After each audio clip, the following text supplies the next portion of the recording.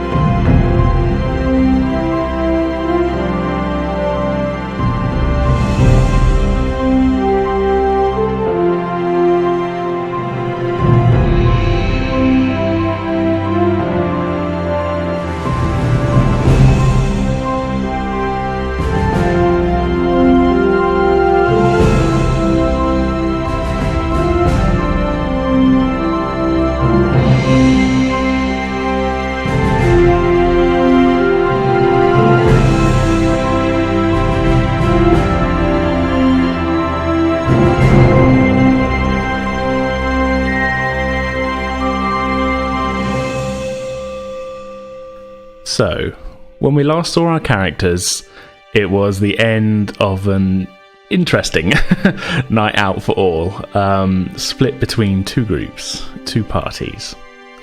We're going to spin time on a little bit, I think, to the following morning. The harsh light of dawn greets you, Jonny. I believe you weren't drinking synthol, you were drinking real alcohol. Oh dear. Did stop at the point where he was feeling genuinely drunk, though, so he didn't go too far down. True. Down the hole. And you did have hot dogs. So how hungover is Jonny? You cushioned the blow a little bit with that, but I mean, I don't think. We could do a roll for this, but I was just going to have you be hungover in the name of comedy. But it's up to you, really. We can roll for it if you like, see if Johnny's got the iron constitution. Let's try and roll for it. I mean, still in his early 20s. That, Never know. And he's like a fit guy, so he should be able to sort of hold his booze a little bit. Yeah. Let's go fitness command. Although, yeah. Because that's sort of command of yourself, I think we'll say. Okay. I should probably put a difficulty on this. Let's say difficulty 2. Oh yeah. Well, you got a 10 and you got a 10 and a 1 anyway. So you were aiming for under 15. So that's 3 successes. Nice. So congratulations, you are so not hungover that we've gained a momentum. Jonny feels like he's woken up and he's surprised that I actually feel pretty good. And last night was a good time. So yeah. He's actually pretty raring for the day. You've woken up surprisingly bright-eyed and wow, what a great night. I'm having a good time. This was great. And you look over and Bonge does not look the same. He is still asleep. There's drool running over his pillow. He is sweating and he's still asleep, but he looks like he's going to have a bad time when he wakes up.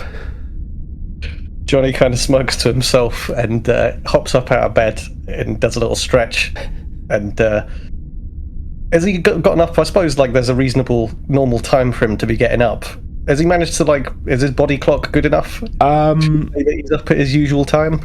Yeah. Oh yeah. With the 3 successes, I'd say you were able to basically get up at the normal time, which means you probably actually haven't had that much sleep.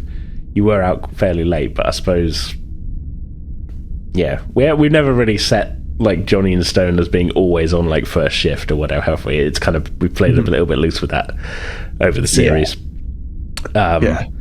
We can say you're up before 9, let's say, and you were maybe out till I can't remember if we set a time or not. No, we didn't. I don't think for like when the revelries came to the end. You're up unreasonably early for the amount of drinking you did. Cool. Okay, so yeah, taking note of that. Jonny, not even thinking about too much beyond having had a good time last night, just kind of goes about his usual routine and heads down to the holodeck, does some training. If we want to quickly do a roll or something, see if that goes well. Sure. Okay. Yeah. What is this? Your ass kicking program, or is this a more standardized thing? We'll just go for some cardio. Sure. Keep it simple. A fight after a night out's a bit much. Just wake up and just start fighting. Feeling great today. Let's go get punched in the face. Okay. Can I get I guess this would be. Give me a fitness security check. 19 and a 16. Well, that's not so great. So that's 2 failures. So you might have been feeling great when you got out of bed. Now you've got the blood pumping a bit. Your head is maybe not quite as with it as you thought. You know, you're not about to throw up or ill or anything, but you can't really keep up. Your internal body clock woke you up at your normal time and you're feeling okay. But you really are knackered, actually. Okay. So should we say like Jonny gets a stitch while he's running? Oh yeah, or something, and kind of like has to stop and like wheeze a little bit and go internalize it and think about the fact that actually no, last night was pretty heavy and I might be feeling kind of all right to get on with the day, but training's perhaps off the cards. Let's just get out the holodeck, head back to the quarters, and let's have a look and see what Bonge is like if he's woken up yet. Yeah. How long would you say you were out? You were sort of long enough to get a run going. Wouldn't take more than a few minutes to get to the holodeck, so let's say 25 minutes. 25 minutes or so. Okay, yeah, sure. Yeah, you get back and Bonge is awake now, and he's basically he's kind of sat on the edge of his bed with his blanket sort of over his shoulders and head, holding on to like a cup of coffee, and he's sort of shaking, and he's like sweating a bit, and he's like, I think the party engineer needs a bit of a tune-up himself. We're looking a bit worse for wear there, buddy. Don't let me drink that much again. Well, I mean, I can try and stop you, but I'll keep that in mind for next time. You did have a good time, though, right? Yeah, it was great. We should get back to that bar again. It was a good time. Oh, definitely. The next time we're back here, back to Shimoda's. I can't wait. Yeah. Maybe not today, though. Today, I'm just gonna be drinking a lot of water, I think. You've not got a shift, have you? No shift today. Oh, well, that's all right then. At least you can lay in bed and, I don't know, try and pull yourself together. I'll dream of the warp core. The soothing sounds of the warp core. Computer, play the warp core noise. Affirmative. And Jonny kind of cringes a little bit, because this is something that Bonge does from time to time. And it's the sounds of the warp core fill your quarters.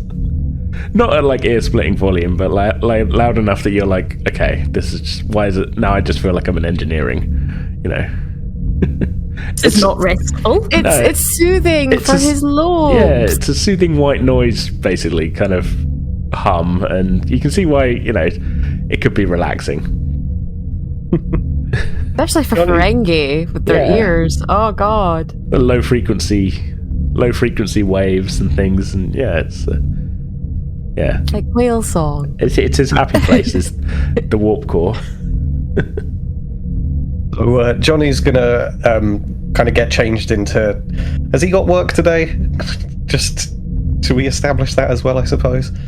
Am I going into casual clothes or work clothes? Well, the ship is docked. I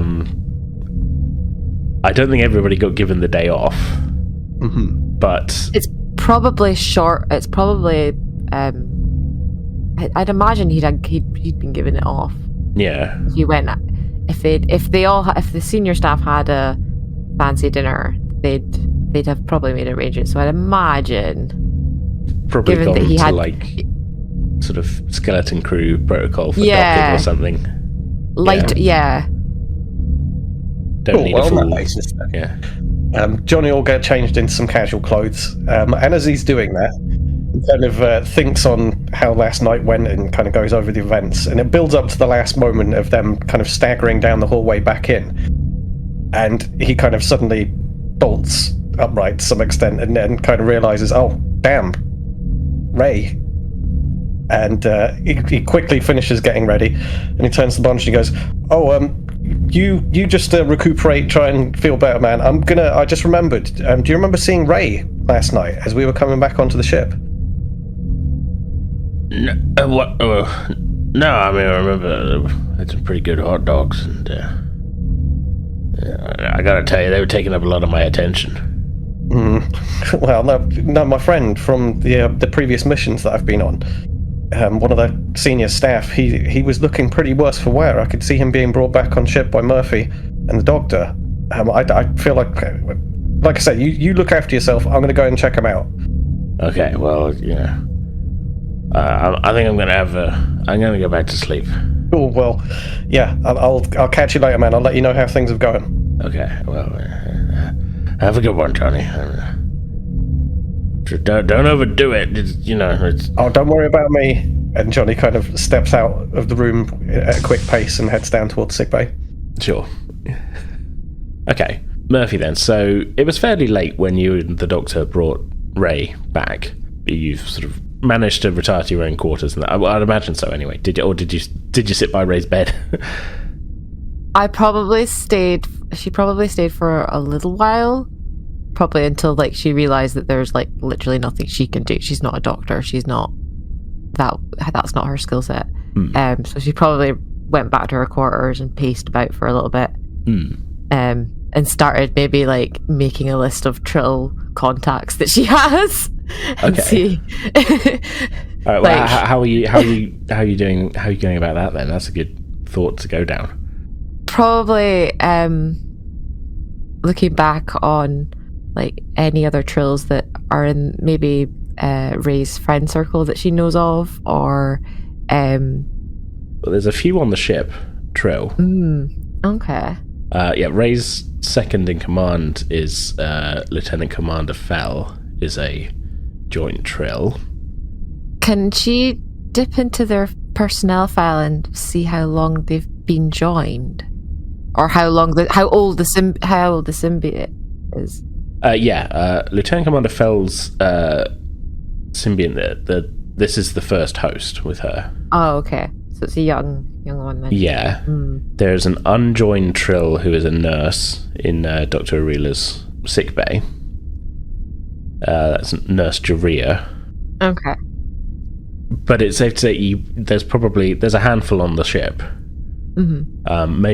I would say likely not all joined. It's possible. In fact, actually, you know what? I'm going to make this ruling now. The only two joined Trill are Ray and Fell. Okay. And then there's about 8 or 9 unjoined Trill. Okay. Because she's thinking, her line of thinking is like she needs to find a joined Trill who's older than Ray's symbiote. Or Ray. Is it Sabin, the symbiote's Ray is the symbiote. Never remember. Sabin is the host. Sabin is the third host of Ray. I mean, I'd imagine that you've known Ray for a few years. He would have told you. I mean, he's not that secretive about his past, I don't think. And he did come out and tell you about the climbing accident and that. Yeah. Yeah, he told me at the table. Yeah, Ray's first host was Vishaya Ray, who was a female. She died in 2256, age 37. His second host was on the same expedition team as that and was given the Ray host as an emergency. Arvin Ray, who died aged 117 in 2354 and had to be the host, the symbiote yet again had to be given in an emergency, this time to Sabin. So in both times it didn't go as would usually go. Yeah. They wouldn't do the selection process and stuff. No, it was sort of in a pinch, the only Trill around kind of thing.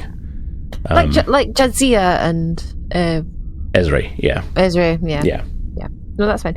Yeah, her like thinking is like she needs to find an older symbiote who may know something about this, or has maybe experienced it in their like long lifespan. Yeah. So that she's kind of thinking to see if there's any.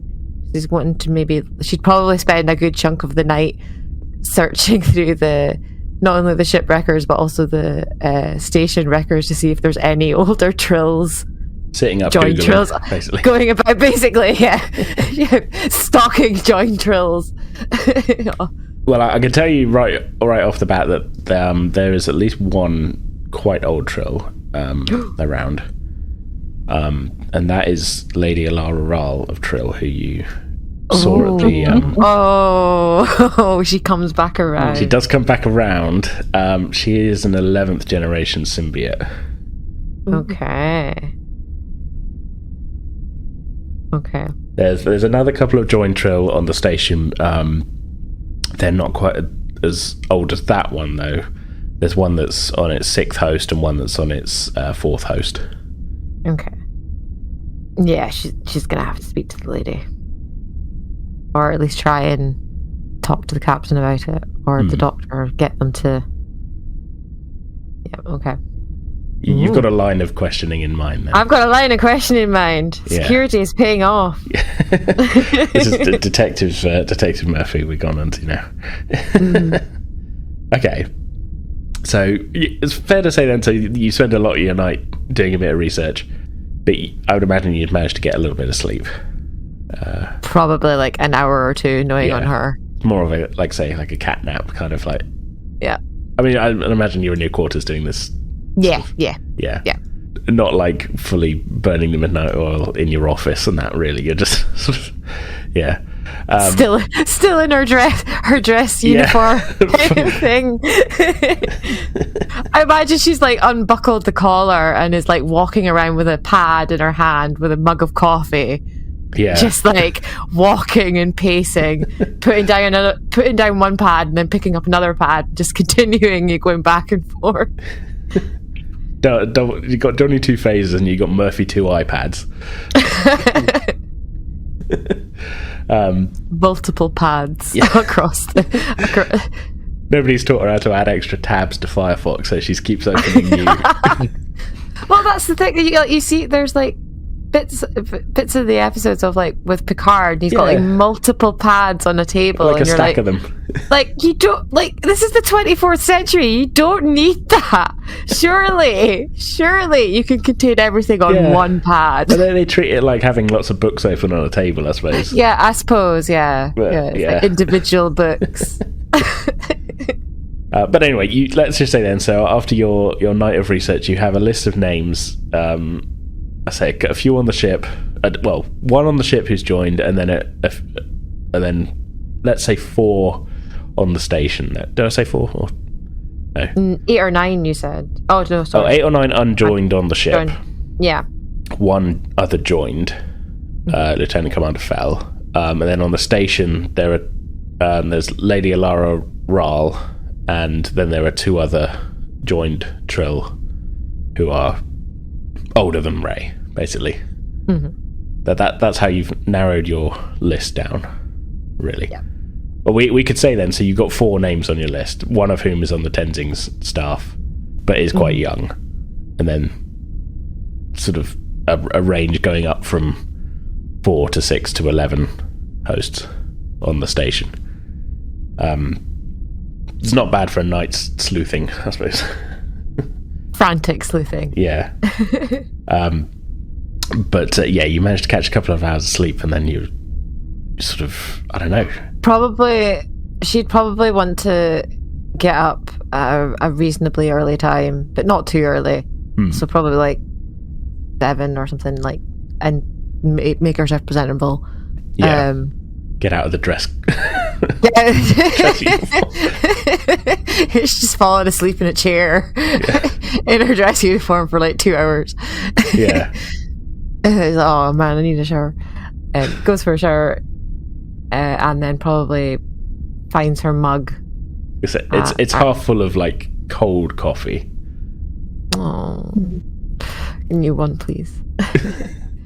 Just put it in the replicator. Back to Gino, please. And then probably heads to the straight to the sick bay. Yeah. Okay. Yeah. You arrive just as a quite hurried-looking Jonny arrives from a different turbo lift outside sick bay. Conart. Morning, Murphy. How's it going? What happened last night? I'm not entirely sure. Ray's not. He's having a little bit of a personal health issue, and it really affected him last night. So the doc's running some tests, and I'm running some leads. Okay, yeah, he looked pretty awful when you guys rushed past us. Sorry we were in the way. It's alright, you were just enjoying yourself. How was your evening? Oh, yeah, it was a pretty good night, to be honest with you. And I guess they're walking and talking, headed towards the sick bay. Walk and talk. Walk and talk. Yeah. Walk and talk. We don't stand about this ship, we walk and talk. If I was directing this episode, it'd be a moving camera down the hallway. Yeah, proper.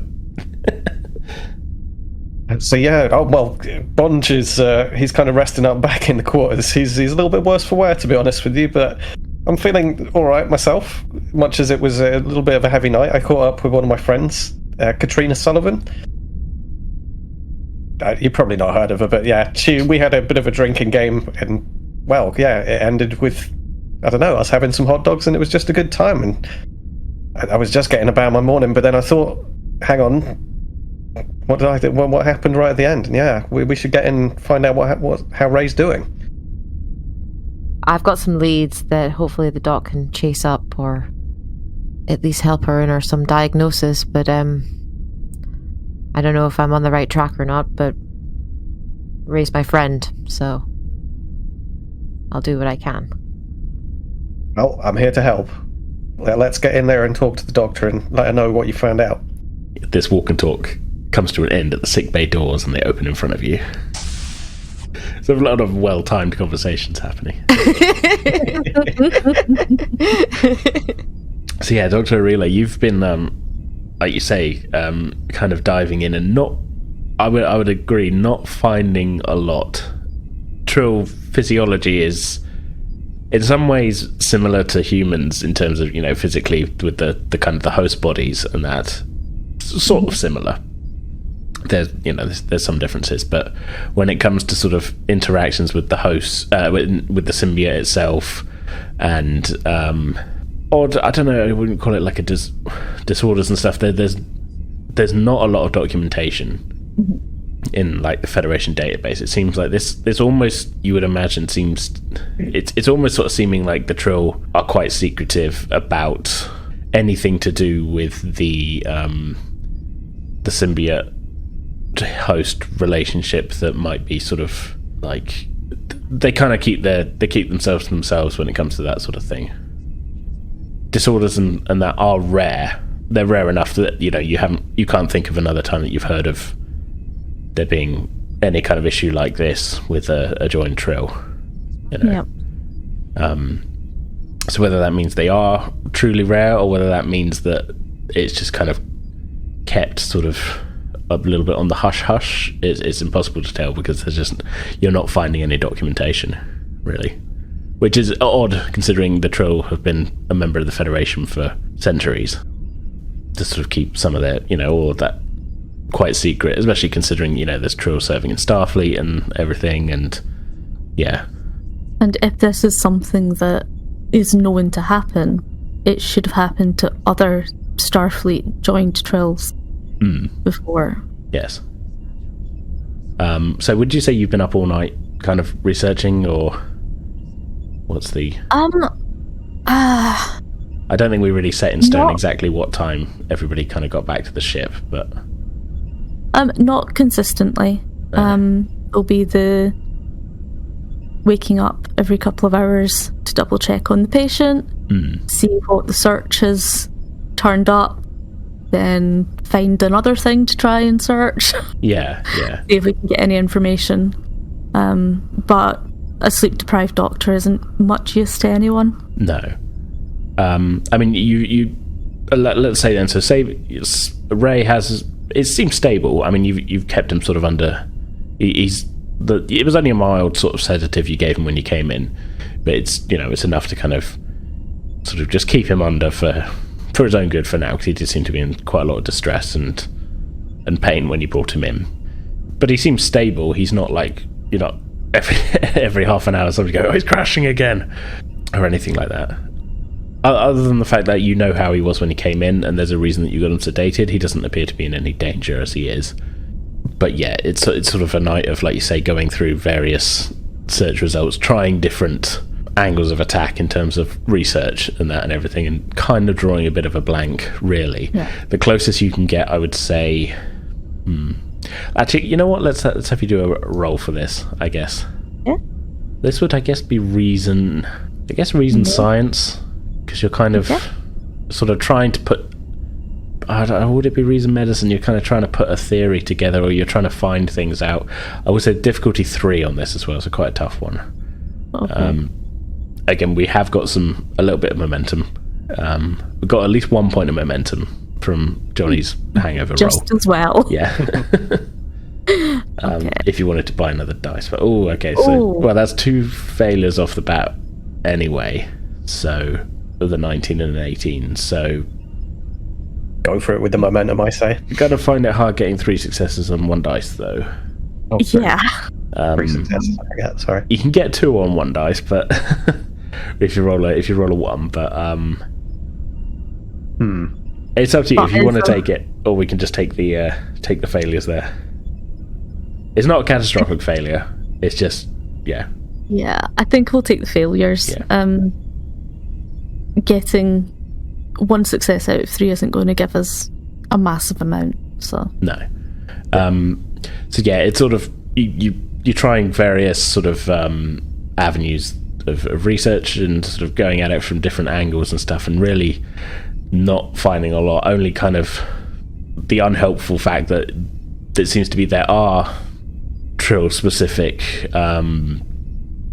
I don't want to call them rituals or things like that related to symbiote, but there's talk of like, oh no, there's this sort of procedure that was carried out or whatever, but nothing is named, nothing is described, and it's very much only in passing, sort of in like medical logs of like sort of, oh, we had a Trill patient displaying symptoms, and they're not 100% matched or raised in any way, so it's not that, you can't reverse engineer a diagnosis from that at all or anything, but it's more sort of, we had a Trill with symptoms and another Trill came in and took over basically, and that's about where it ends each time. And when they brought in Ray, was the doctor able to tell whether it was more like the anxiety and stress, or if it was the phantom pain and sensation? In general, I'd say a little of both, but it was just the sort of phantom thing was what was happening.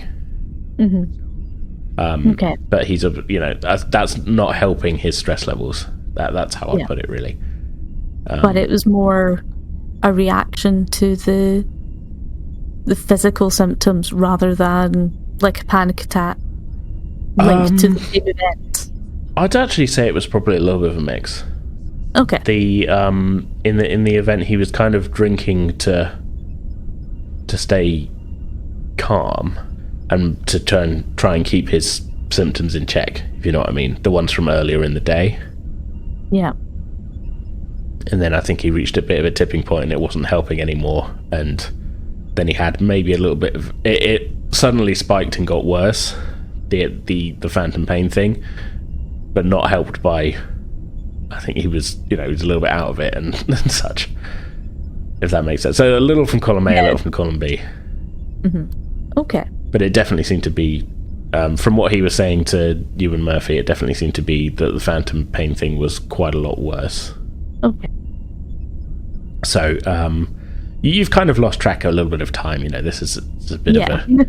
and you hear the door open and you see Murphy in a fresh uniform, I would imagine, walking in with Cornor in casual clothes, finishing up a conversation conveniently as they had to reach the door.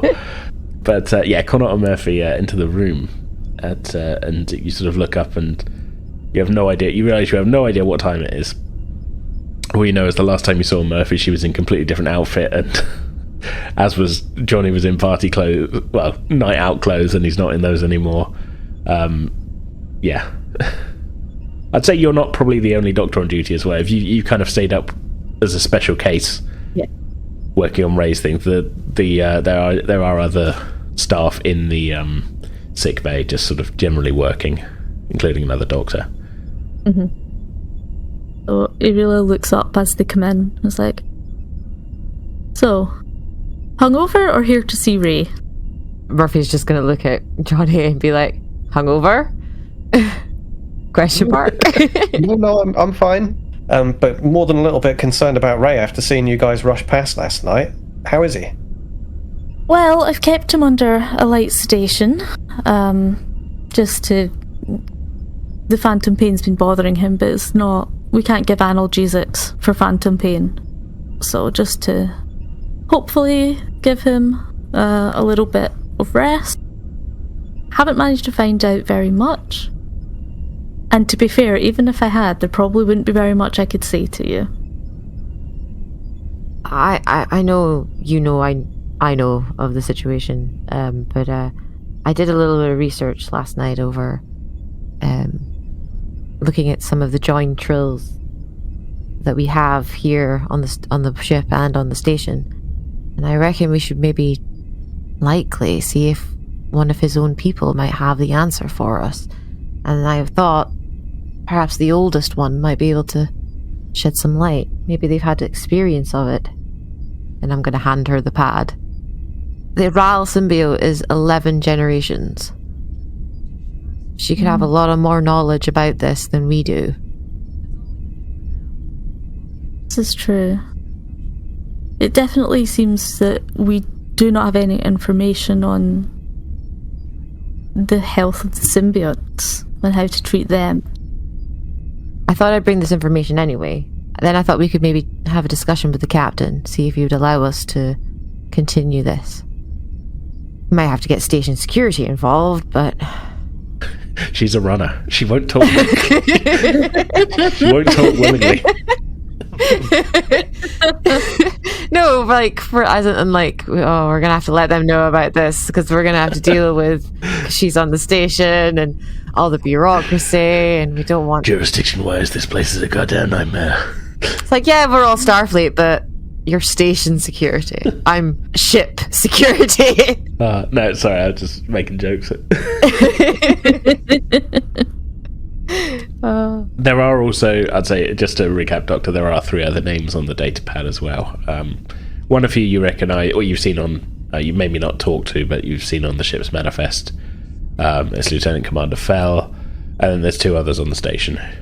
So there's a few avenues to go down. Jonny's kind of holding back from talking, but looking expectantly between the 2 senior officers. In like a sort of tell me what to do kind of way, or just like it's as much following what's being said as anything else, but he's not got input here, so he's definitely hanging back in that respect. Yeah, Murphy doesn't want to overshare Ray's information though, because it's private information. Yeah. So she was trying to be protective of what the actual issue is. So she's like, "Here, Doc, I have some leads with these names on it, and I think these might be working. This might be okay. Jonny, you can go say hi to Ray. He's sedated. He's not going to bite." He's not 7. He's like... Jonny gets treated like a child at this point. But she's just lack of sleep as well. Go say hi to Ray, then we'll go get ice cream.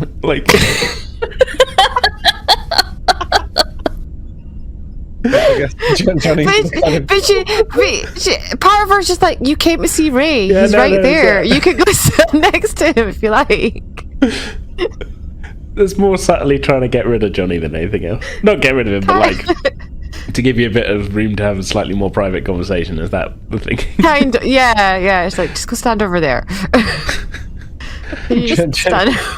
I think it's fair to say that maybe Jonny at this point can read between the lines with Murphy a little bit and recognises when he's not wanted. So it's not that you're not wanted, it's just that you're intruding a little. Yeah. Jonny doesn't know Ray well enough to, be... Ray probably hasn't told you all his backstory that he's made... the details of his life that he's maybe shared with Murphy and that, so...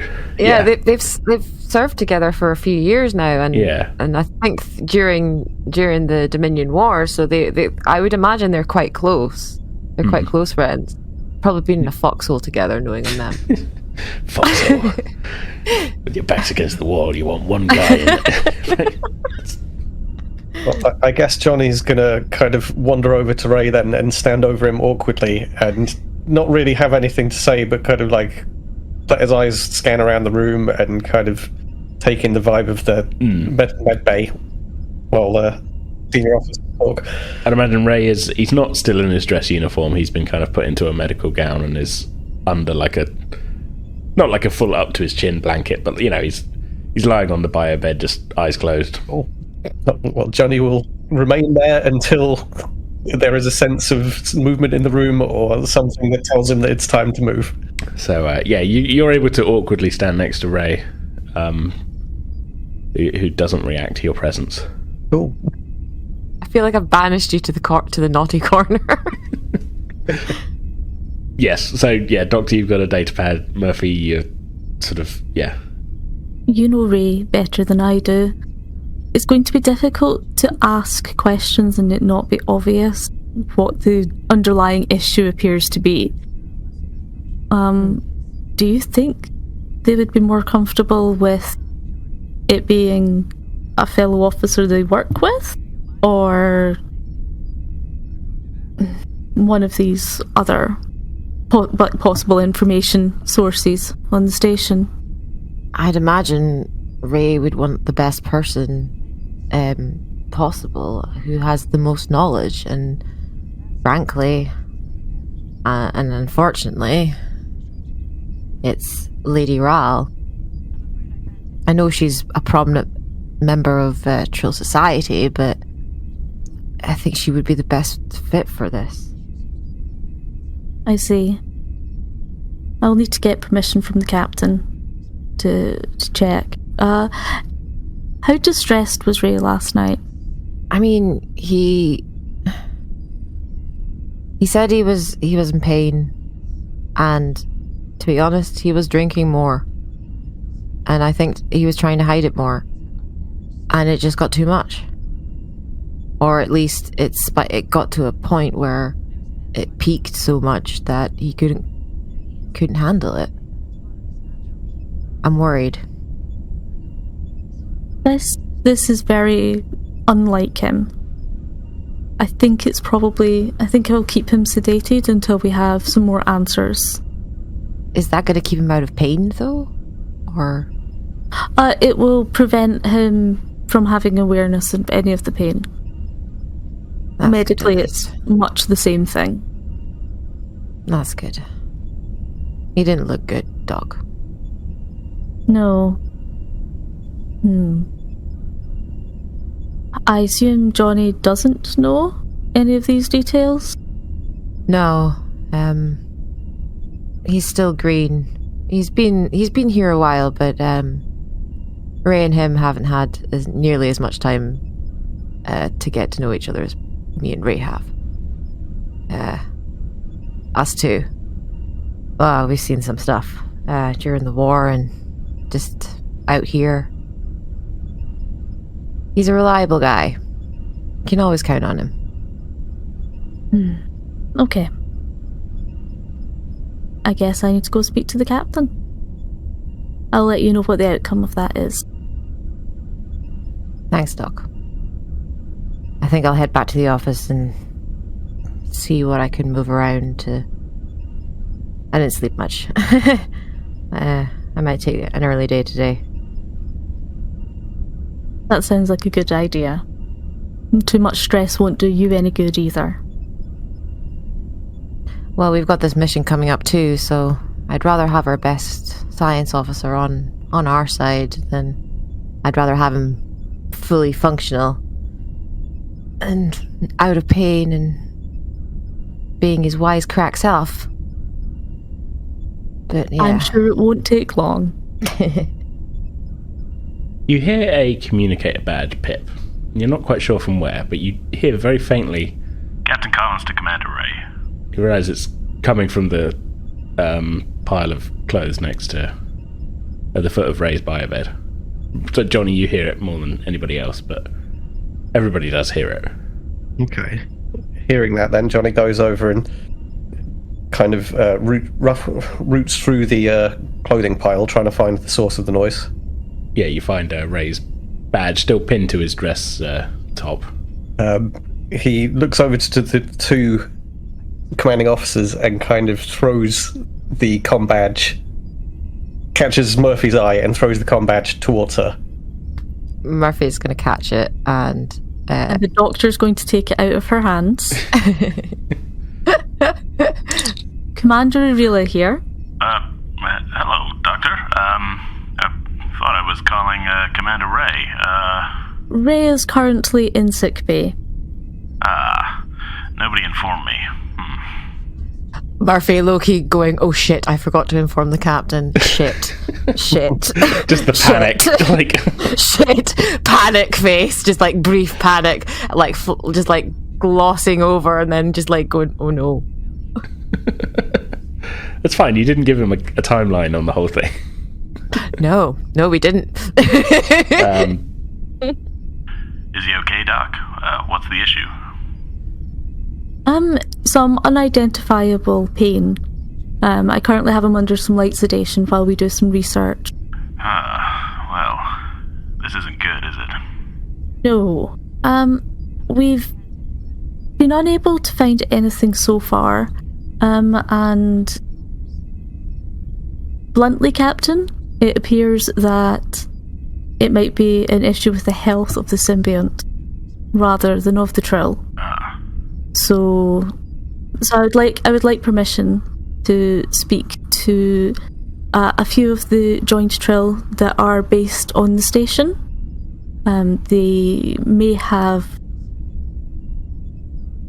more knowledge than I have access to about how to help treat this. Of course, Doctor.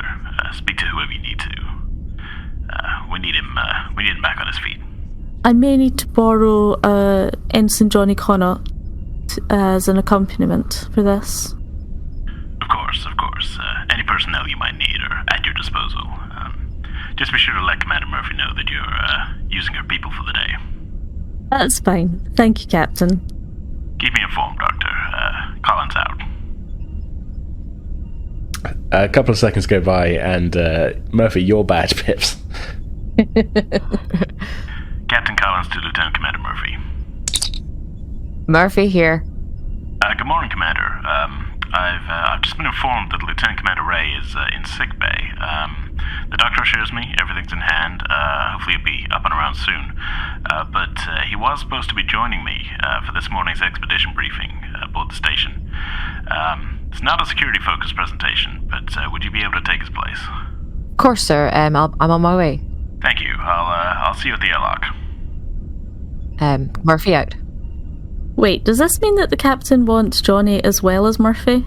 No. He just wants me. You can take Jonny. That's fine. Jonny, then your communicator pips. Captain Collins to Ensign Connaught. Jonny taps his chest. Good morning, Captain. Good morning. How are you doing? Not too bad. Yourself? Very well, thank you. Your presence has been requested in sickbay by Dr. Ireela. I believe she has a special assignment for you. I'd like you to report there as soon as possible. Aye, sir, I'll get prepared. Good. Thank you, Ensign. Collins out. Yes, sir. I just have this image of him like watching us all from like at the security camera. He's on the bridge. He's on the CCTV watching this happen and just calling us one by one and being like, I see you all. Or maybe it'd be like he finishes the third call and then thinks, well, hang on, computer, tell me where all three of those people are. And then has a moment of self-reflection. Goes,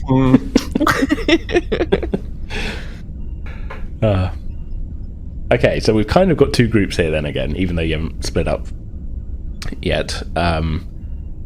So I guess we've got Murphy going to meet the captain, and we have Ireela and Jonny with a list in their hand of people to talk to.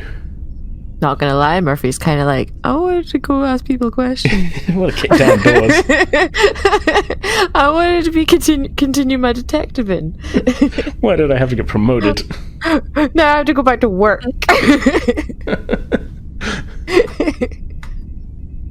No, it's all good.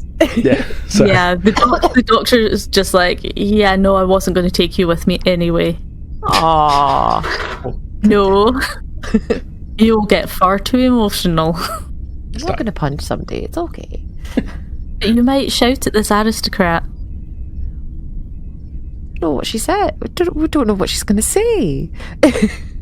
I might not have to. I can guarantee that demanding answers is not going to be helpful. Okay. Jonny, listening to this, looks down at his clothes and kind of thinks, oh, aristocrats. Oh, I better... Oh, and he looks up at the two commanding officers and goes, I better go and get into uniform. Sorry, excuse me. And he kind of rushes out of the room. I gotta go change. Murphy's just going like, right. Okay. And also, that was adorable. Murphy's just going to be like, right, all right. Let me know what you find, Doc. I will. All right. And she's going to go and meet the captain.